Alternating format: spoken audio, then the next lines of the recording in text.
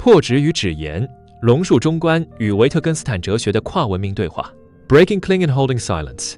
A cross-cultural dialogue between Nagarjuna's Madhyamaka and Wittgenstein's philosophy. 一、思想同构，反本质主义的跨时代回响。Isomorphic thought, a timeless echo of anti-essentialism.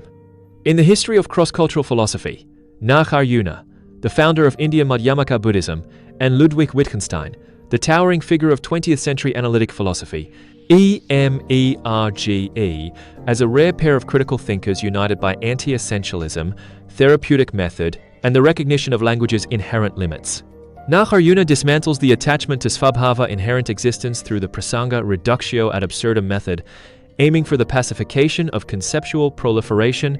Wittgenstein overturns Western metaphysical essentialism via linguistic critique, moving from the picture theory of language to the theory of language games, and finally arriving at the dictum that whereof one cannot speak, thereof one must be silent. This essay constructs a rigorous cross-cultural dialogue between the two thinkers, examining their convergence in methodology, metaphysical critique, and ultimate orientation, revealing a shared philosophical spirit that transcends civilizational and temporal boundaries.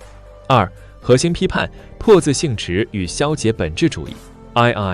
Core critique. Refuting svabhava and dissolving essentialism. Nagarjuna's entire Mulamadhyamaka Karika is anchored in the refutation of svabhava, defined as an unchanging, independent, substantial essence attributed to phenomena.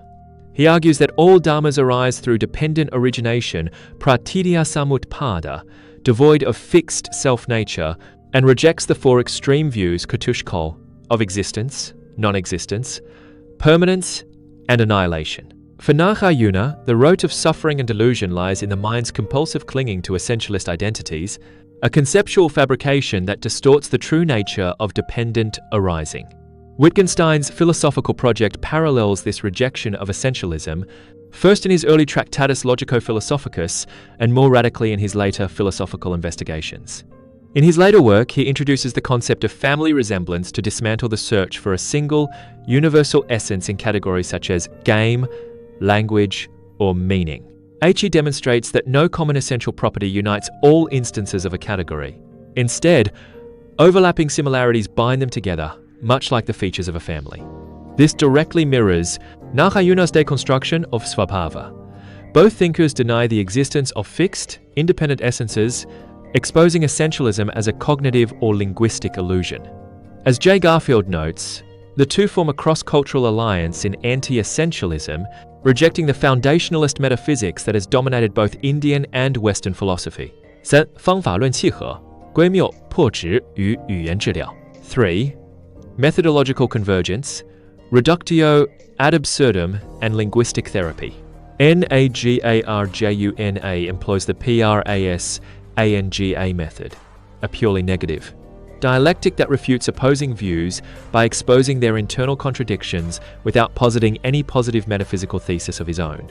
He refuses to establish an independent doctrinal position, any positive assertion would risk falling back into essentialist clinging.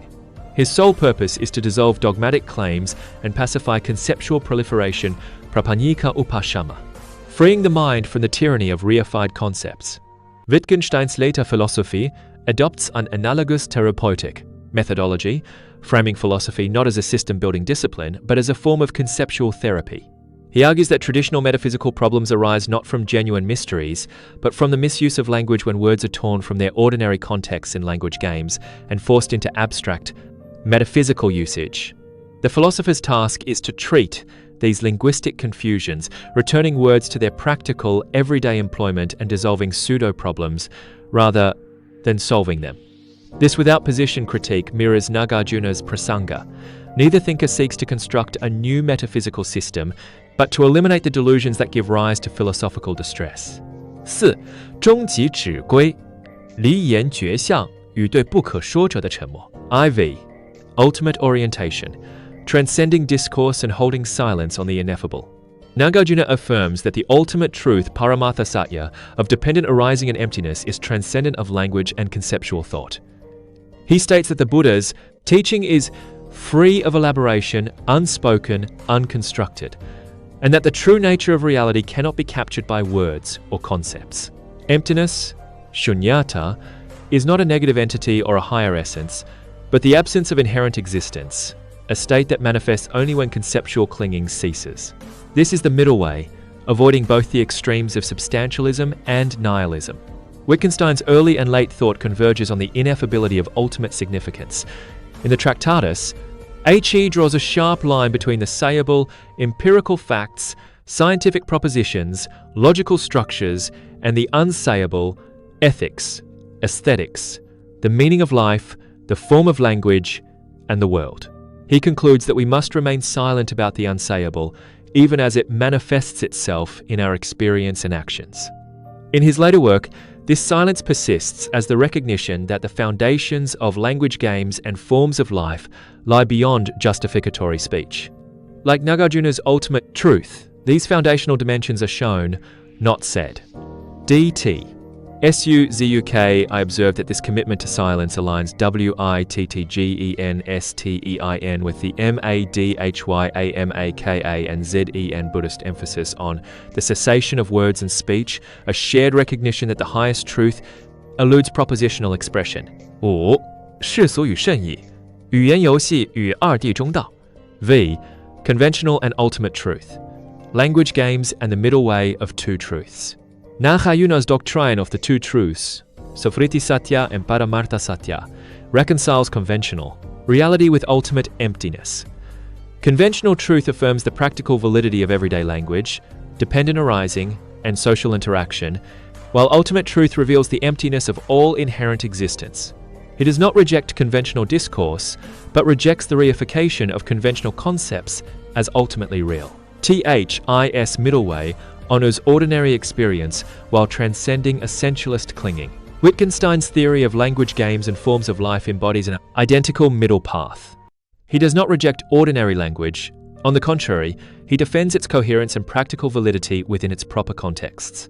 What he rejects is the metaphysical misuse of language that abstracts words from their living use in language games.